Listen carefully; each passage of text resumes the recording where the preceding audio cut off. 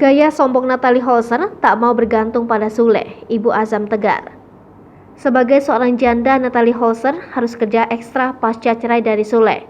Baru-baru ini Natalie Holzer bahkan menyebut tak mau lagi bergantung pada Sule. Jatah bulanan 25 juta rupiah dari Sule bak dilepeh oleh Natalie Holzer. Natalie Holzer bahkan harus tutup kuping dapat sentilan miring dari netizen.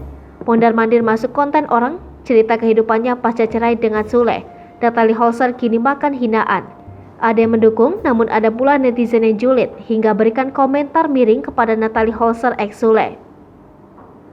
Diakui Natalie Holzer, ia harus kerja keras pasca berpisah dari Sule. Bukan tanpa sebab, semua itu dilakukan Natalie Holzer demi keluarganya.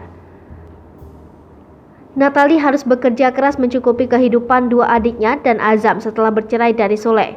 Banting tulang kerja, kesuksesan Natalie Holzer seolah sudah berada di depan mata.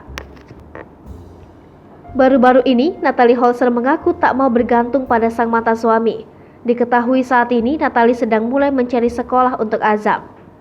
Meski sang anak masih kecil, namun Natalie tak mau sembarangan memilih sekolah untuk Azam. Hal itu terungkap dalam pembicaraan Natalie Holzer dan Tia Aristia. Natalie menceritakan proses persiapannya demi mencari sekolah yang pas untuk Azam. Dia kemudian bertanya apakah semua biaya sekolah akan ditanggungkan ke Sule atau tidak.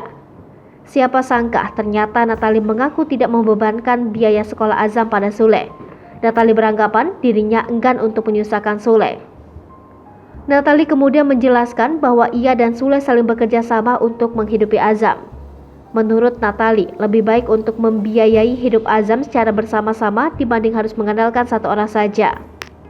Hai pemirsa Sri Popo TV, jangan lupa komen, like, dan subscribe, serta tonton terus berita-berita terupdate lainnya